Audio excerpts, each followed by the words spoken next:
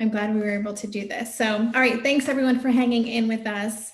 And I'm going to just take a few minutes for people to join in. And again, this is a Facebook Live with my friend, Dr. Sharon Saline, and we are talking about back to school. Sharon is the author of What Your ADHD Child Wishes You Knew. Sharon was on my podcast maybe 2 years ago now.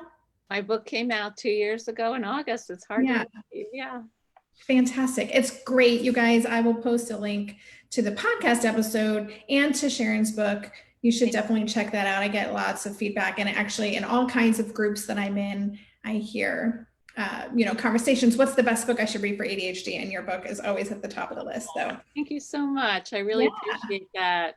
Of course. So, all right, I'm going to take it myself, then I'm going to formally introduce you. For those of you who are new to Tilt Together and to Tilt Parenting, because there have been a lot of new people in the past couple of weeks. I'm Debbie, and I'm the founder of Tilt Parenting. I have a podcast called the Tilt Parenting Podcast, which I've been doing for over 4 years now. And actually this week's episode is also about ADHD. I interviewed someone named Brendan Mahan, and I don't know if you know Brandon. Sure, he's fantastic. Great conversation. Yeah. So I release those weekly. I've got 225 episodes at this point. Wow. And I'm the author of a book called Differently Wired, Raising an Exceptional Child in a Conventional World. And for those of you who are interested in working more closely with me, I also run something called the Differently Wired Club, which is a membership community, and the doors for that are opening at the end of September. So if that's something you're interested in, you should go to tiltparenting.com/club and you'll find out more about that. Sharon, I want to read your official bio. Is that cool?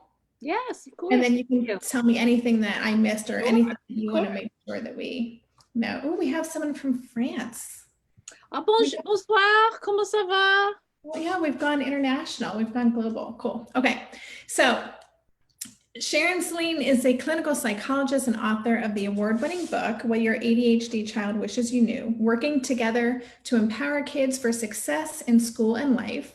She's also the creator of the ADHD Solution Card Deck, which is amazing. This is so great. I was lucky enough to see a copy of this right when it came out. So that's really cool.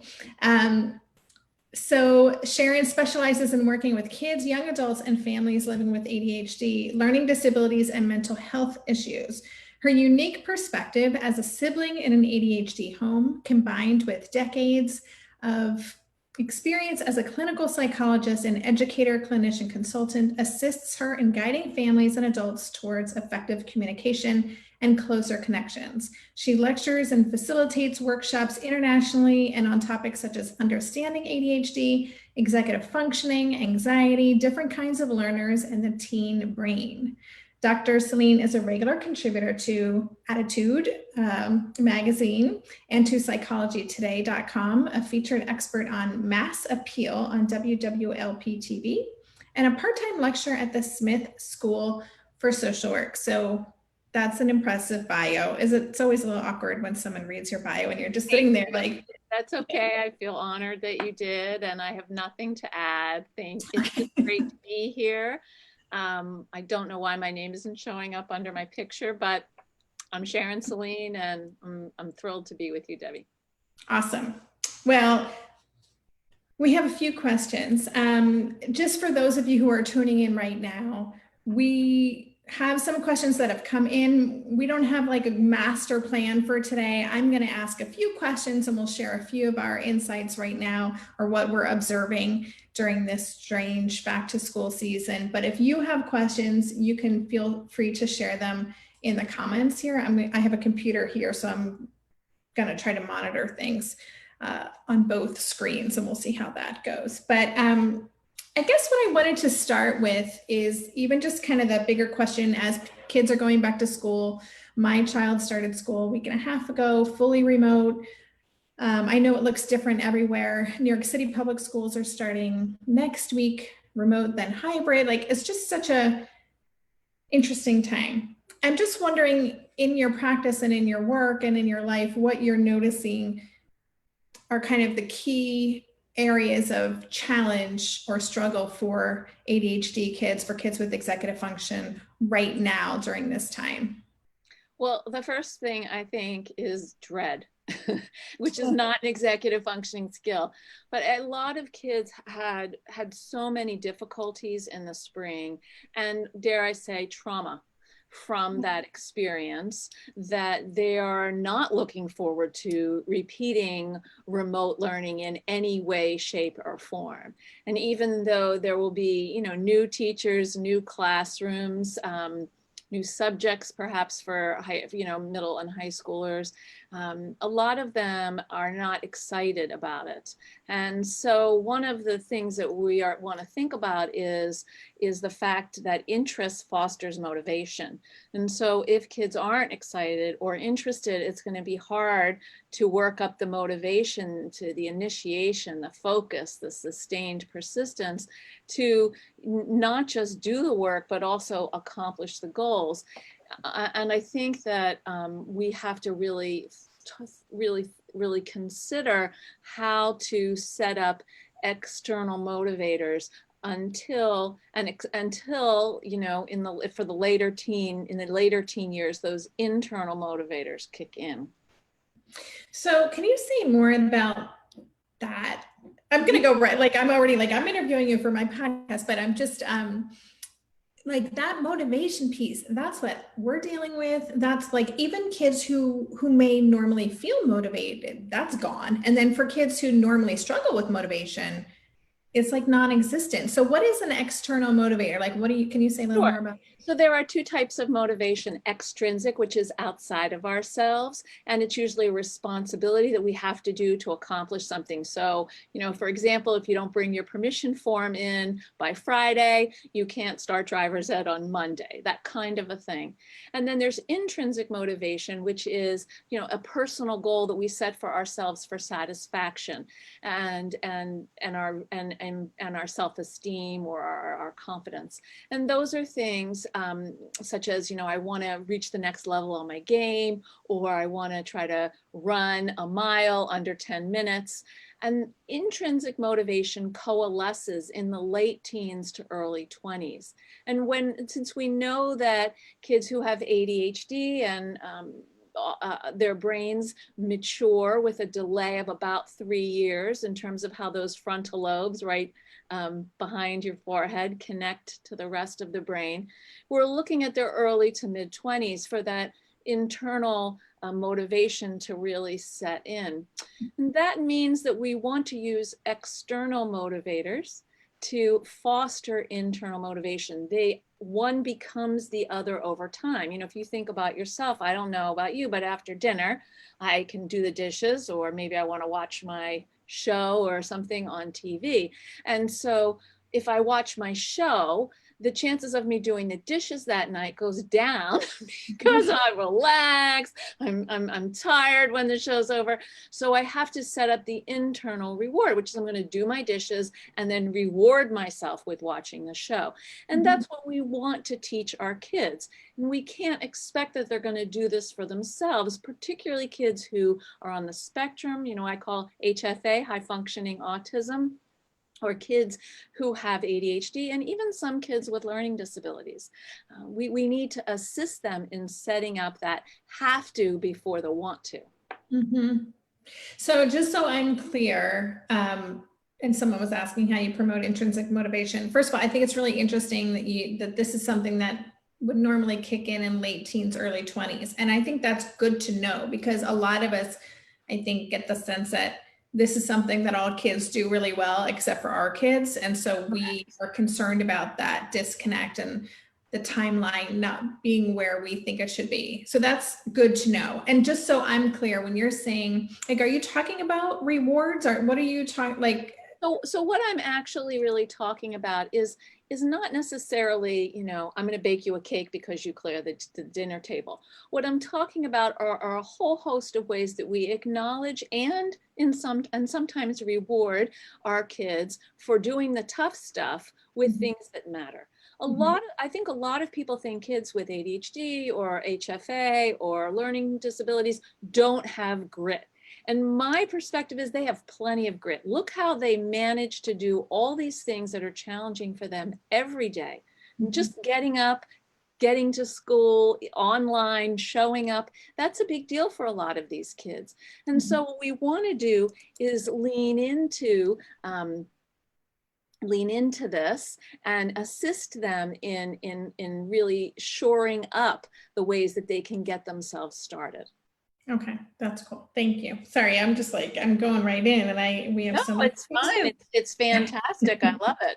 Don't feel sorry at all. What I was going to say too, that I think that's what I'm hearing most is this piece of, and I'm hearing this from all parents, but it is that almost purpose. Like, what are we doing this for? Right. It's like that Groundhog Day. We're just on this loop, and it's really hard, even for kids who may like school are struggling. And so for kids who don't like school, and who really struggle with the way they're expected to attend to school, I think that's what I'm hearing a lot from my community. Like, and then on top of that, there's the whole, and we can talk about this later, there's the whole monitoring, staying on task, like the inherent challenges that are built into the way that a lot of kids are expected to learn right now. Okay, and then hold on, I have some questions here. I guess, yeah, I would love to hear from you before we start going into questions. Do you have any kind of must-dos or sanity savers right now for parents who are struggling with some aspect of supporting their kids back to school? Like, what's the advice you're giving out the most to parents these days? Well, I think the first thing that we want to talk about is when we think about motivation, we want to think about incentivizing. Kids have a currency that gets them going. It's different for everybody, but we want to play with that currency. So we do want to set up things like, you work for 20 minutes, you have a 5-minute break. Here are the activities that are okay, short break activities. And after you have 3 of those periods, you're done for a while because your brain's cooked. And so here are some longer break activities. And so, in some ways, the number one thing that I'm saying to parents is think a little bit like a camp counselor. You have to have activity periods with stretch and snacks, little breaks, have lunch, go outside, have another activity period, have some free time, free screen time, have that free screen time be earned by some of the other stuff. What I see parents struggling with is, how do I set up a routine that's collaborative with my child so they want to participate? Kids don't want to argue with you. They don't wake up in the morning and think, oh, how am I going to make the day miserable for my mom or my dad? They want to have peace in the family as much as you do. And particularly these outside the box thinkers, the differently wired kids, they really need to be included in any plan or routine that you're creating. Otherwise, they don't have buy-in and they won't participate. And so I think that's some of the struggle with parents, is parents have these goals, they want their kids to meet those goals, and it's hard to slow down to take the time to have a weekly family or twice a week family meeting, to set up a plan, check in on the plan, rather than have these outbursts and explosions that actually bring everybody's spirit down. We want to have kids have the sense of, oh, look, I have a say. I may not always get what I want, but I'm participating. So for example, if you want your child to have an hour and a half of screen time a day, sit down and say you can have 2. You sit down and say, oh, you can have an hour a day. And they're like, oh my God, I need 2 hours. And you're like, oh, no problem. We can do an hour and a half. So to be able to approach it with a little bit of give and take, not necessarily, oh, negotiation means you get what you want. Negotiation means there's a good compromise. No one's exactly completely satisfied, which means you've done a sufficient job. Interesting. Yeah, I mean, I'm a huge proponent of that buy-in. I think that anyone who's parenting a strong-willed child or a child who has an idea about the way things should be, that collaboration is critical. getting them bought in, giving them a sense of control over their destiny, over the way things are going to look, certainly has been successful in my world, especially in home. You know, I homeschooled my child for 6 years, so I learned this lesson daily for Of course. word one wisdom. Right. And I would bet that your son doesn't like arguing with you as much as you don't like arguing with him. Yeah, for sure. So that's part of the motivation, is reducing conflict. Mm-hmm. And that's where you can start. That's the collaborative place that you start. Yeah.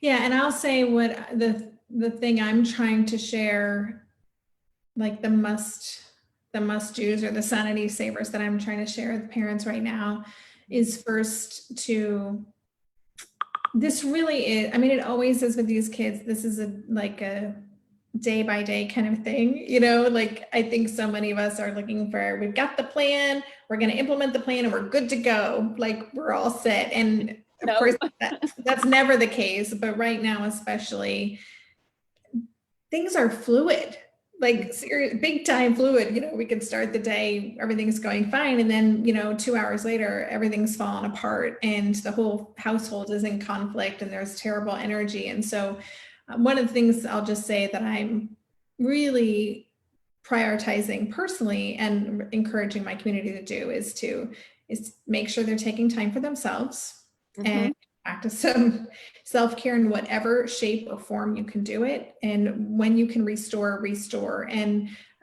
building in little things every day so that you can make sure you're not contributing to that energy, to that conflict.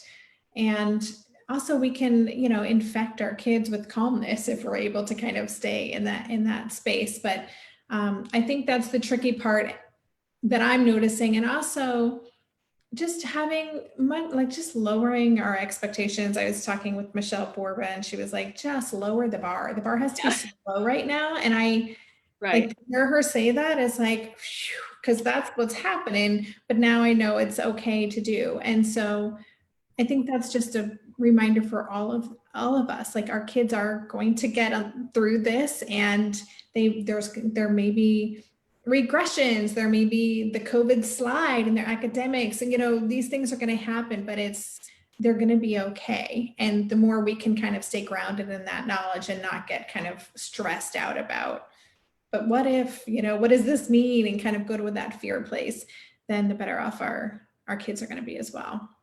I think that makes so much sense. I mean, self-care is essential, not just for the parent, but also for the child. You know, if you create a time in your camp counselor daily routine of, you know, this is our quiet time. We have a half hour, it's screen free, and I'm going to do my thing and you're going to do your thing. Or for younger kids, maybe your self-care time is when they have their free screen time, you know, so that you know that they're safely occupied and you can do some yoga or meditate or just like sit in a chair and have a cup of tea. I think that's really essential for everyone to learn what self-care is and how to nourish that. And I also agree with the idea of shifting expectations. This isn't a time to say, well, last year, you know, when you were in school, you could perform at this level. So why can't you perform at this level now? They can't. You know, there's all kinds of social, emotional issues that are emerging now, as well as the fact that online learning is not compelling for certain kids. And so we want to try to assist them in feeling some type of success and achievement with what they can do, rather than what we think they should be able to do. And to work together, you know, to sit down with a kid, even a young child, and think, well, what do you think you're able to do where school's concerned? Even little ones can say, I can do this, or you could share, I observed that you can sit for 5 minutes. So what do you notice? You know, when do you start to get agitated and drift off? And I think that the other thing that I want to add is, you know, in my 5 C's, I talk about self-control, consistency, collaboration, self-control, compassion, collaboration, consistency, and celebration. And those are all things that adults can use for themselves as well as with their children. We manage ourselves first before we deal with our kids. we realize that we're trying to do the best we can given these challenging times, and so are our kids. We want to work with them. We don't expect ourselves to be perfect, but to do the best we can most of the time. And to notice when things are going well. I mean, there's so much negativity out there that to be able to, give a high five to your child who actually sat for 10 minutes and did 3 math problems is so much more effective than saying, why did you only do 3? Right.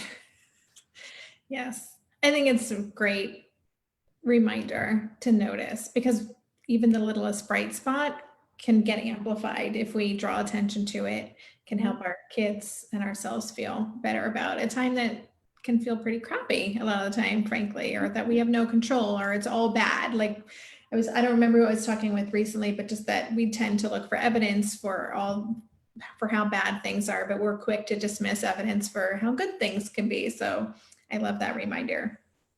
And, all right. and kids need that. Like we need that for ourselves, and kids need that. The ideal positivity ratio, depending on who you talk to, is anywhere from 3 to 1 or 5 to 1. And most kids and parents with ADHD, when I've talked to them all around the world, that is not the ratio they're experiencing.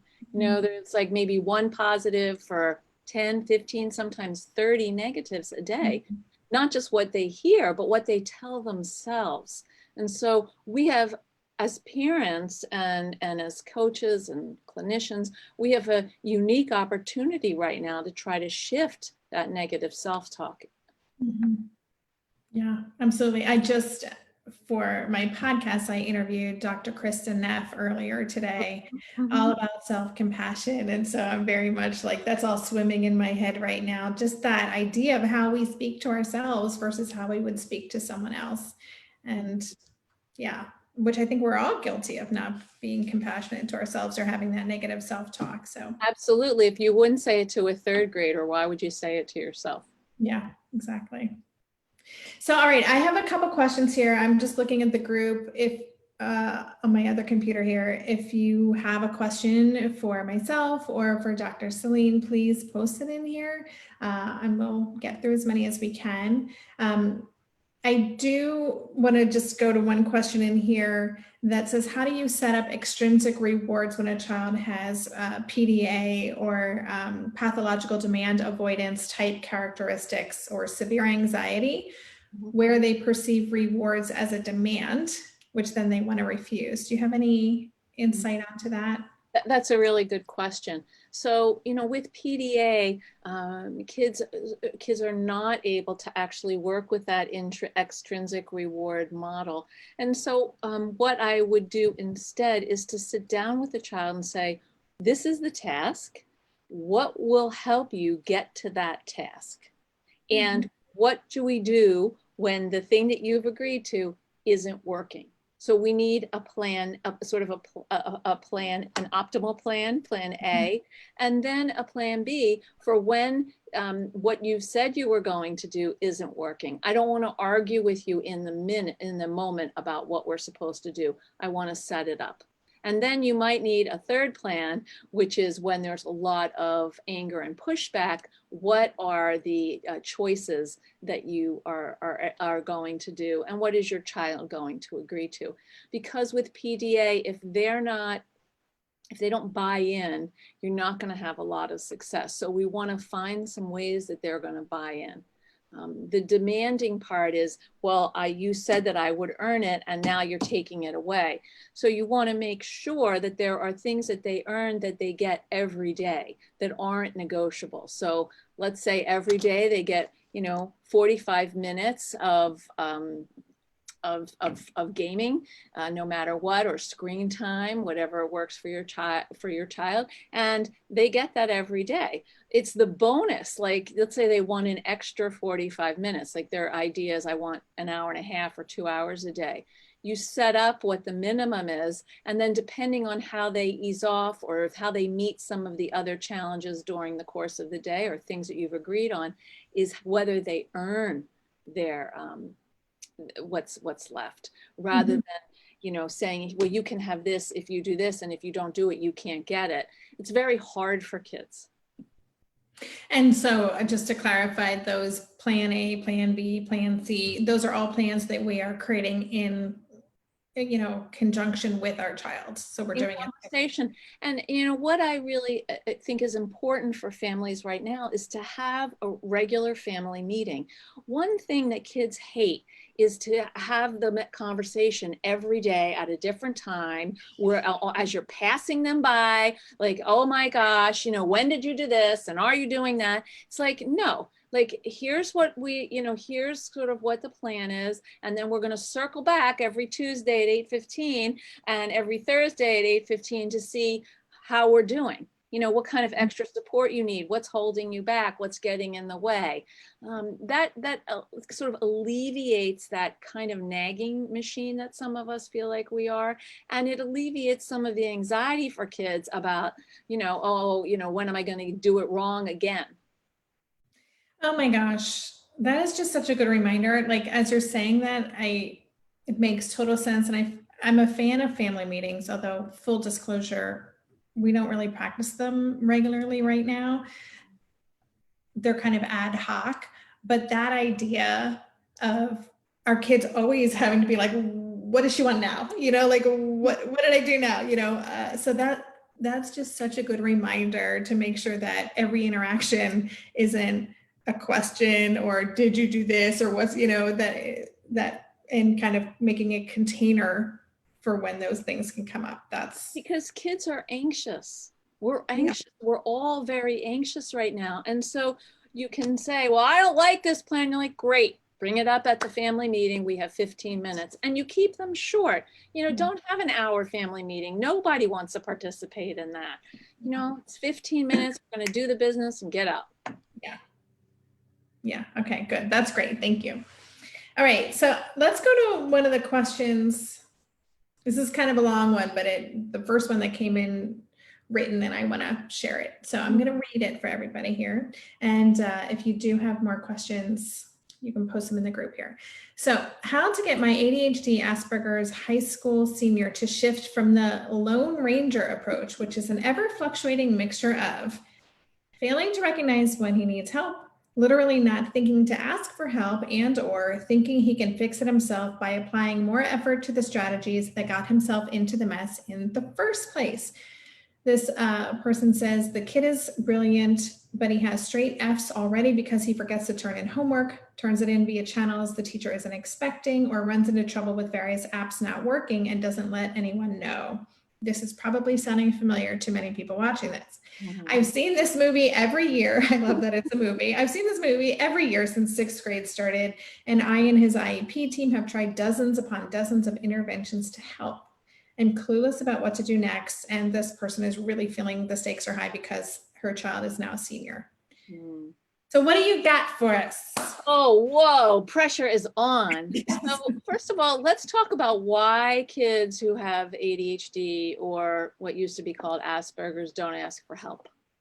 The number one reason is shame.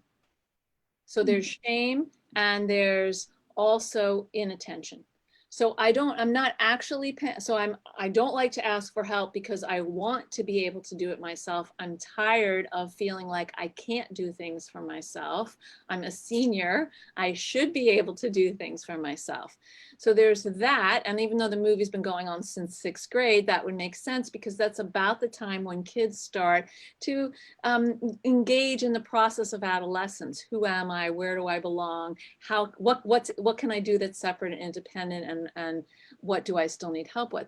So there's also a failure mentality that's coming into this picture, which is I'm going to keep trying this way that's not working because I think if I could just do it right this way, it's going to make sense. It makes sense to my brain. Mm-hmm. So what I would recommend here is prioritizing what is most important and how do you want to get there? So this person has an IEP. Is this person have a time during the day when virtually they are participating in the supported learning classroom? Because if they have that time during the day, then the teacher ideally would be checking in with them about the assignments, how they're doing on the assignments, and how they're turning those assignments in. what I feel like is the gap here is that the parent is trying to bridge the struggles instead of the school doing the supervision that is required. I would also probably encourage, if possible, to get this person an executive skills coach, if that's affordable, and if not, perhaps a free honors society peer or student or college student who can meet with this student and help them organize and plan things out.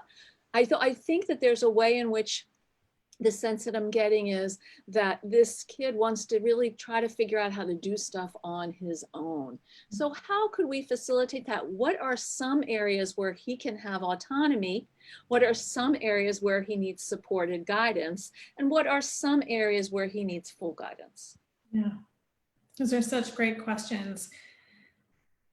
And it's, yeah, this is really hard stuff. I will just say I can feel that pressure of the stakes being high. You know, I'm a big fan of Jess Leahy's book, The Gift of Failure. And also I talk about this all the time. People are like, okay, Debbie, enough. But with the self-driven child, Dr. William Stixrud and Ned Johnson's book, and like, I really, that book in particular, I use the language they suggest, like I am all in, and I've made it clear to teachers that, you know, I'm not monitoring stuff. So you guys like figure it out. And if there are missed assignments, like just be aware, like I'm hands off, like I offer support or my availability for things, but I don't monitor. Right, and when the pressure is on the parent to do the monitoring, it really contaminates the parent-child relationship, the connection, the attunement, which is so important to maintain, particularly now, and as your child is entering senior year. I'd also go back to that question of expectations. You know, the pressure is on because they're a senior. What are the expectations for this young man for next year? Right? Maybe the expectations are just let's get through. Let's figure out how to get like I just don't I'm not clear about that from this. You know, are the expectations that he's going to go to college? Are the expectations that he's going to go to vocational school? You know, is the expectations he's going to take a year off and work and mature? You know, and that would affect how we're viewing the homework. Obviously, I think that's a great point, because I don't know how many people I have interviewed and talked to over the course of doing Till Parenting who tell me their story of flunking out of college more than once, and different colleges and jobs and all kinds of things. And, you know, we know that these kids are on a delayed timeline often. And so I think that is a good reminder that a differently wired child's senior year is not necessarily going to unfold the way neurotypical child's senior year is going to unfold in terms of the milestones and what this, you know, path is going to look like. And I think that's hard. I think that's a hard thing for a lot of people to really like be okay with, right? Of course, because we as parents, we have our hopes and dreams about our kids. You know, we want them to be okay. We want them to be able to make it on their own. And what we have to remember is that the frontal lobes connect with the rest of the brain and, you know, mature around the age of 25 +3 for kids with ADHD or who, you know, have HFA as well. And so we want to just slow it down a little bit. You know, maybe this child would do better if they had 3 classes instead of 4. I can't tell you how many kids I've seen both in my practice or through webinars who basically have had to, you know, are pushed to go to college or pushed right after high school, and they don't succeed because they're just not ready. Right. They just don't have they can't combine academic skills and life skills. They're just not ready. And that's okay. They get ready. They just need a little more time. Right. Yeah, great reminder. I'm just going to take a moment to check in with people watching this. If you joined us late, this is a Facebook Live. probably have figured that out. I'm Debbie Reber from Tilt Parenting, and this is my Tilt Together community. And I'm talking with Dr. Sharon Saline, who is the author of the awesome book, What Your ADHD Child Wishes You Knew. Also, I'm just going to show these again, the awesome ADHD solution deck, which I just think they're so pretty, like on top of being super useful. I did like a little Instagram post about these because they were so pretty. Anyway, so that's what we're talking about. We are here to answer questions. I have a few other questions that came in advance, but if you have a question for either of us, feel free to share it. And the group will probably go for, we started late because of tech issues. So are you good to go if we go like 10 minutes later since we started late? Okay. You know, so can I just say I had one more idea about kids not asking for help? Yeah, please. One of the things that I've done with kids is I've asked them to try to notice when there's like, what are the signs that they're struggling? What are there internal signs? Are there cognitive external signs? I worked with one child and she didn't really care for English and she got distracted and she wasn't doing well. So I asked her to make a list of what was distracting her. She came in to the next session. She said, Dr. Sharon, here it is. I said, well, what do you mean the list? And she's like, no, I called it an F box of things that effing distract me. And so I think that we could do something, we could adapt that for kids who don't want to ask for help, which is, when do you notice that you feel like you're drowning? When is that moment where you're like, it's not working? What can you do differently in that moment? Do you need a post-it on your computer to remind you? What would help you make a different choice? I think that's so good. I'm such a proponent of encouraging our kids self-knowledge, and those questions are so critical. And I always reflect on my own childhood. I don't remember anyone asking me those questions, like, what do you feel like when you're why are you spacing out all the time and looking out the window, or cracking jokes instead of what's going on, so I just love this opportunity. I think it's actually one of the benefits for our kids. Like, I think because our kids we're always asking them these questions, and they are doing this work to really understand what they need and how to get it, that they can like leapfrog over their neurotypical peers eventually, because they're gonna have all these skills, which I find really exciting. Yes, I agree. Awesome. Okay, so and a few people in the group in the chat have said they do have your ADHD solution deck and that it's awesome. So just yay, thank you. Okay, so here's a question. Would love advice on a way to start neurons firing in the area of asking for help. We know this is a life skill. How do we encourage our kids to know how and when to ask for help? Well, I think what we want to do is have kids notice when that moment where they feel like, ugh. Really, I don't know how else to say it, but you just feel like, oh, and it's just a whole physiological, that is the moment to ask for help. The question is, what kind of help are you willing to receive? And how do you envision this help? It's kind of like what we want to do before to deal with anger before it happens. We want to have a conversation and come up with a strategy. The idea is that we have strategies for success. And so we want to have a strategy for when I feel like I'm not doing well. Now, some kids may not notice that, particularly little ones. They're just they don't have the brain maturity or the capacity to do that. So what would be useful is for you as a parent to start with, I notice. I observe. These are very neutral statements. I observe that you're wriggling. I observe that you're getting up a lot. I observe that you're crying. This is what I'm seeing. That's a sign, remember, we talked about that you might need some help. So you want to come up separately, just like you want to come up separately when before the anger eruption, of what you're going to do when you see this or when they feel that. Yeah, I love that. And can I just ask, this has been my experience, and I want to know if this is your professional experience, that, you know, our kids often require, again, a lot more evidence. So this isn't kind of a once and done thing. Like, this is something they might test, or like that we might need to remind them over months and months and months, or even years. Like, right, this is just consistency over a long period of time.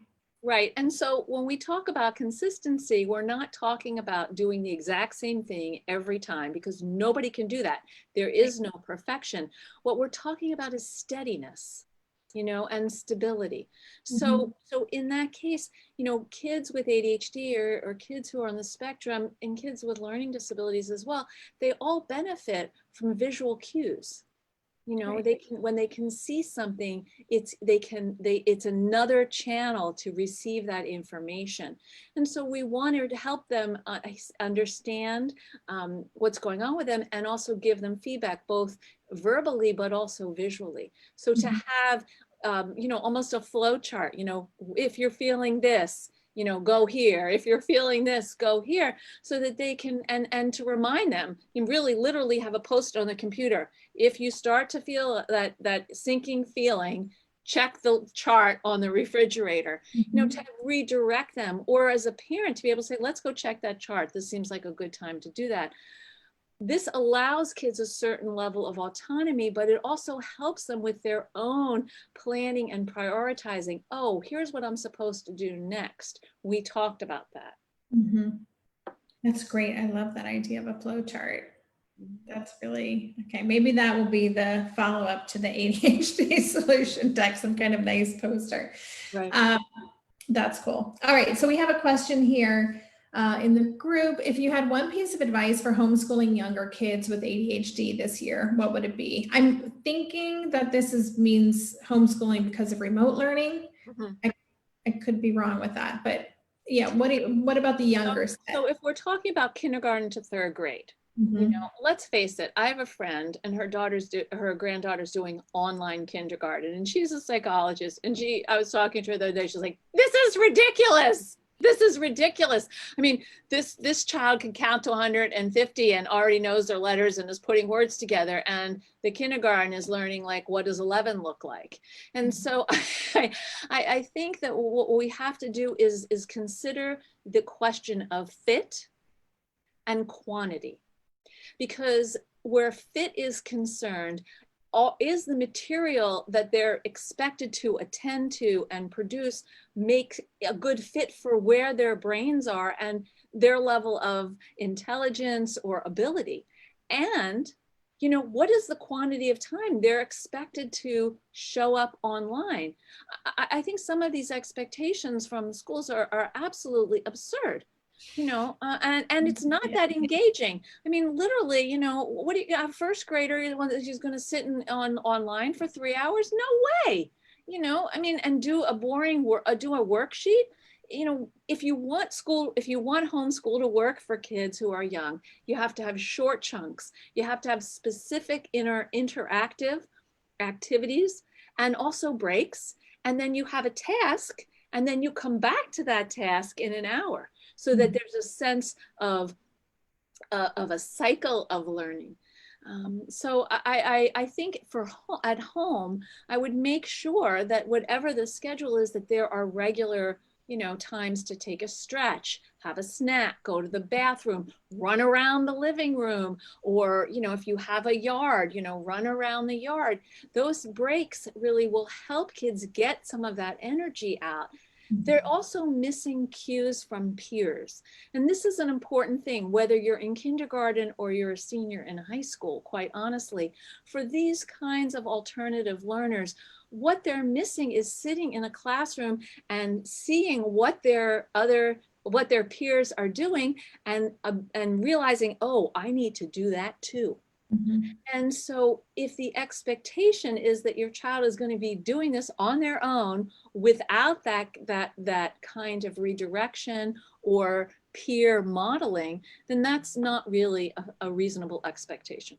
Yeah. Yes. And I have no feelings about this, as you can tell.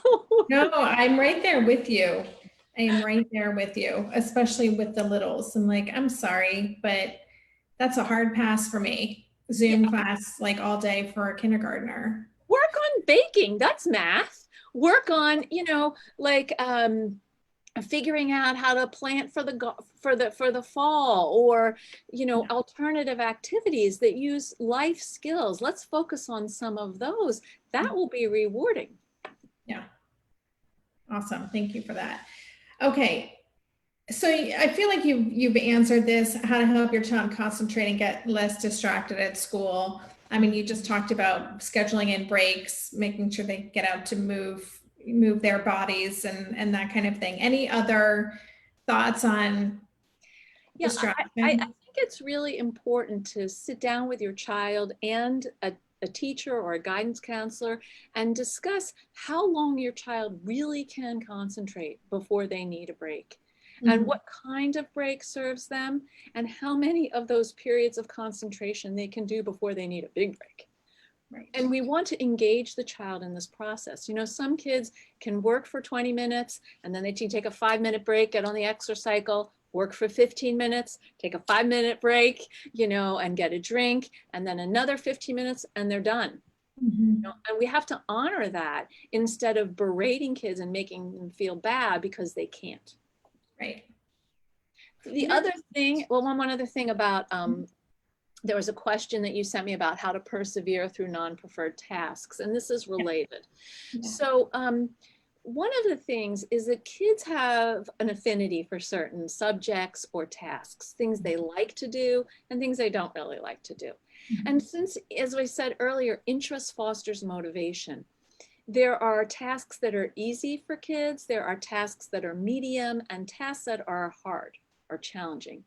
So some people like to do the easy stuff first and feel like they're on a roll, and then they can, tackle that more challenging stuff. Some kids like to do that challenging stuff right off while they're fresh and then do the other stuff. It's worth having a conversation with your child and a school person about how to set up an order of working that makes sense for your child. Right. Yes. And I think, as you're saying that, I'm like, yeah, I mean, we're all that way, right? I know for me, I am really good at like crossing off all the easy things, and I will let the thing, even just the emails that require real thought. I'm like, oh my God, I'll get to it this weekend. I've talked with my son about the rocks and the stones in the bucket, that, yeah. So, that doesn't work for everyone, but this idea that you've got a bucket, if you've got a big task, and you fill up your bucket with little stones, and the big task is the big rock, it's not going to fit if it's too many small tasks in there.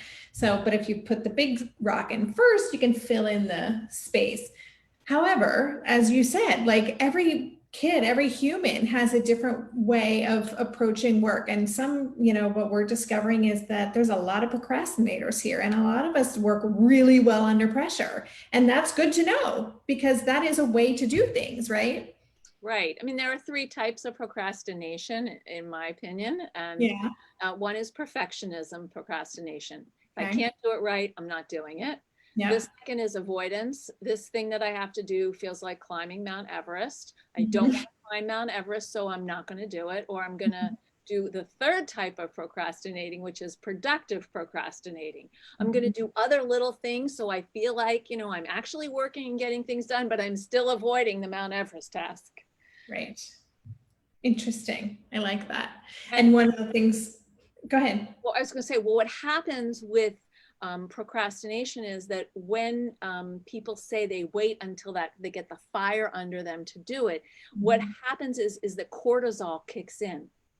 And so cortisol replaces the natural dopamine desire to do something because it's rewarding, or you feel good that the natural interest that you have. Let's remember that people who have ADHD have naturally lower amounts of dopamine in their brain. So getting the oomph to do something that is not enticing is, doubly or triply difficult for them. Yeah. And let's attach, like, which subject is that easy thing? Which subject is that harder thing? Let's not put down the easy thing as not mattering because it's easy for you. Right. Let's just figure out how we want to arrange everything. That's a really good point because a lot of our kids don't recognize that just because something is easy for them, it's still as valuable or important. Like Yes, they may not pay any attention to it because they could do it without blinking, right? exactly. Well, this is easy. It must not, it doesn't really matter. Right. Yes. Mhm. Super interesting. All right, there's a question on the group over here that I want to take. What would you say to a family that has attempted collaborating with the child and family meetings, but the child does not follow through with his side and doesn't care about motivators? He wants a parent next to him through all homework, basically reassuring and helping him. Again, I don't know the age of the child. If you guys post questions, maybe add the age too, because that can help. But what do you have to say about this? So one thing that I'm seeing and hearing a lot of is that kids, particularly these alternative learners, just don't have the wherewithal to do these unpleasant tasks on their own anymore. And no matter what incentives you do, the incentive that they want is your attention. They need your attention. And so what we're seeing is regressed behavior. So this would be, let's say this person is 9, we want to subtract 3, we're at 6. We wouldn't expect a 6-year-old to sit down and do their homework or attend class without you present. And so I want to really encourage parents to use that 3-year lag very judiciously, and remember that if your child is asking for you, it's because they feel like they don't have the resources to do this on their own. So what I would recommend is trying to break tasks down into smaller pieces. This is the way to deal with procrastination. You want to break things down until they're in a smaller even doable size. And so let's create a few things that this child can do that feel manageable. Maybe it's just 1 or 2 things per day, and then get a little bit of momentum going with that. Yeah. That's so great. I think the regression cannot be overstated because I think we can hear it and intellectually be like, yeah, this is really hard. Our kids are regressing, and we can be thinking that, but not really recognizing what that means. It's a real regression. It is a real, Yeah. things that our child might have been doing independently may not be happening, so it's important that we honor and respect that, not shame our kids for that, and just kind of go back ourselves. Okay, this is where we are right now then. And I will say here, there's a lot of, we're in a really kind of small apartment, so there's not a lot of room to move around anyway, but I'll often be like, I'm going to be working in here if you want to sit next to me on the couch. And even just that kind of co-working thing sometimes is nice to feel like you're not alone in this. I call that family work time, actually. And I'm a big proponent of that. That's part of that, like camp counselor daily activity routine. Now is work period. I'm going to sit here with my computer. You're going to sit here. We each have our headphones on. If you need me, you can tap me or take your headphones off. That way I'm around. I also can monitor if you're going to YouTube instead of actually attending your class.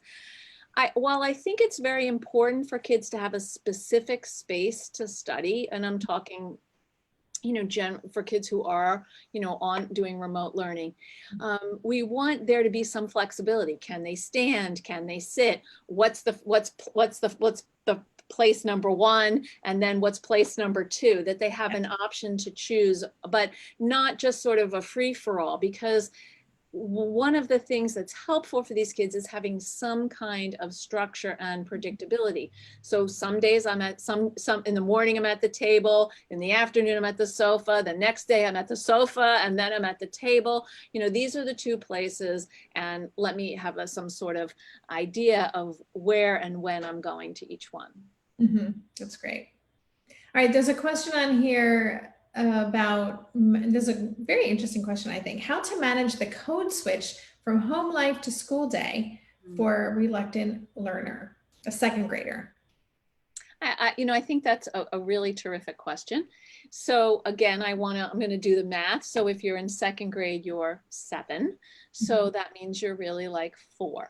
And so I would gamify this. I would say, I would even have have maybe create a little cubicle, or some kind of, I'm missing the word here, but those cardboard things where you have like a little desk. I would perhaps have a special hat you wear when you go to school, or a particular jacket, or you have a particular fidget that you get every time it's time to start a class. Gamify starting class, and then mark ending in the same way of putting that object down. You could also encourage your child to put their hand right here and talk to themselves. I'm going to school now. I'm going home now. So that there's actually some kind of self-talk and language that would assist them in making that transition. Mm-hmm. It's also useful for getting off the computer as well. Mm-hmm. Now I'm done my computer time. I'm transitioning to dinner. I'm going to dinner. Computer is over. And feed some sentences to them. Give them a phrase or two. Or let them, have them work with them to create their own, of course. Again, great advice. And also for everything, I'm like, yes. And for us too, like we need a transition, especially those of us, we're all working from home, right? Most of us, if we're not essential workers, many of us are working from home, and then we need a transition to go from work parent to, to parent, or whatever that looks like. And I love the idea too of little rituals, like we have tea together, like we sit at the table and we have tea together, and a biscuit, or whatever that little ritual is, but to create some kind of nice habit together. All right, so we are winding down. If you have any last burning questions, post them in the group. I'm going to look at what we had gotten in advice. I feel like we did pretty good covering. You're good. You're like, really, you just answer the question, you go right to it. It's really awesome. Okay. One thing that we did not talk about, which someone asked, which is how to help kids process their feelings. And I guess before I leave, I would like to say something about that, if that's okay, Debbie. Please. Kids have big feelings right now. Adults have big feelings right now. And so one thing that we want to remember is that kids who live with ADHD and kids who are on the spectrum, for them, managing their feelings is challenging normally. Right. And so what kids tell me is like, sometimes it can be a tidal wave of emotion. They're just like trying to keep their head above water, and they don't always succeed. They frequently succumb to the feeling. It's very important as parents that we manage ourselves, because as soon as we get dysregulated, it's like throwing kindling on the fire that's building inside of them. So what I want to say to you parents is, for those of you who've flown on an airplane, and for those of you who haven't, I'm going to tell you that when you sit down and the flight attendant gives their instructions, what they say is, parents, put the oxygen mask on yourselves first and then on your child. So figure out what you need to do to regulate yourself when there is conflict that is emerging. My favorite recommendation is go to the bathroom. All kids understand that their parents have to go to the bathroom, and it's usually something they do on their own. Usually, yes. So you can go to the bathroom, wash your face, wash your hands, say something to yourself like, we're going to get through this. I know you can handle this. It stinks right now, but we've been here. Even if there's chaos on the other side of the door and your kid is kicking the door and yelling at you, ground yourself so that you can go out and not engage with them from an angry or reactive place. Yes. This will also model for them how to manage themselves. I also mentioned this before, but I think it's important in a calm moment to create a strategy for these eruptions. I'm always surprised, Debbie, how parents are like, oh, I couldn't believe it, but this happened again. I'm like, well, of course, that's part of what life is, right? So let's plan, let's prepare for that by agreeing that in this moment here, we're going to the dollar store. I bought you 10 things for your calm me down box. I'm setting the timer. You work on that. I'm going to stick my head out the window and get some fresh air or have a cup of tea or whatever. have a strategy, and then you can come back together and figure out what the next right thing to do is. Yeah. Great reminder. And I also will just say that we are going to screw up too. Like this could be our intention, that we're going to take care of ourselves, that I'm working overtime to, manage my energy right now.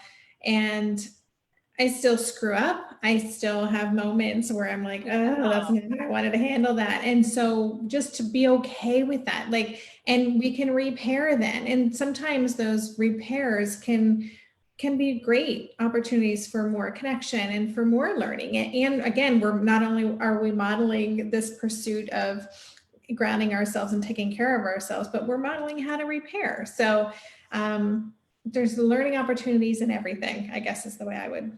Absolutely. Yeah. That compassion is so important. We're all doing the best we can with the resources we have available to us in any given moment. And we are in this particular moment in time, we all have limited resources. Yeah. I think being accountable when you lose it with your kids models for them how to give a genuine apology and own their actions and their words. Yeah. Awesome.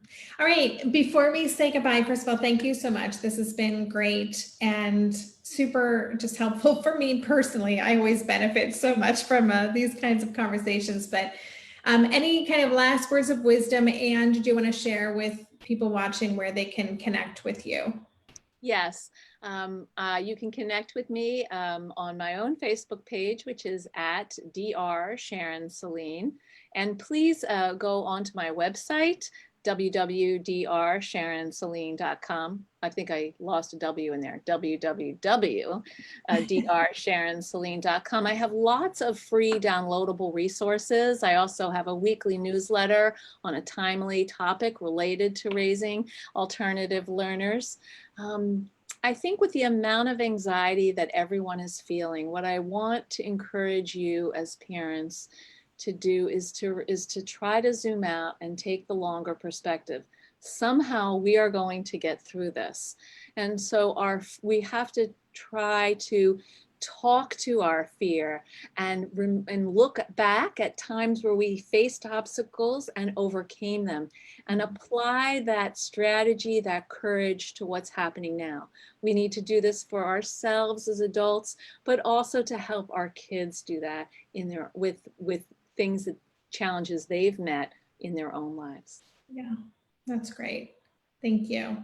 And I'll just say for my closing words, my last bits of advice are that, yeah, this is going to pass. I'm feeling really optimistic right now, but our kids are going to be okay through this. And this really is kind of a taking a day by day kind of thing. We look for the little bright spots. Try to notice when you're spinning out in fear. Like I always think about this idea that right now in this moment, like everything's fine. I'm doing a Facebook Live. I'm talking to you. I'm connecting with people. I've got water here. I'm in my chair, So if we can, as much as we can always bring back to this moment, that can also help us kind of not spin out about the worries. And, certainly this is a challenging time, but I do believe that our kids are going to emerge on the other side of this stronger, more resilient even than we could ever imagine. And that is exciting to me. So I think we all will. And I agree. Mindfulness. When you're feeling stressed, do that alternate nostril breathing. Do the breathe in for 4, hold it for 7, breathe out for 8, whatever you can do to pay attention to this moment, because you're right, Debbie, in this moment, we're okay. Yeah, awesome. Thank you. And again, you guys, I will include links below in this thread so that you can check out Sharon's website and her resources. And for my information, just go to tillparenting.com. That's where you can get all of my podcasts. And again, my Differently Wired Club, which is my membership community, the doors are opening at the end of the month for the last time in 2020. So if that's something that's of interest to you, go check that out at tillparenting.com/club, and you can sign up for the interest list, and then I'll let you know when I have more information on that. So I'm going to bring this to a close.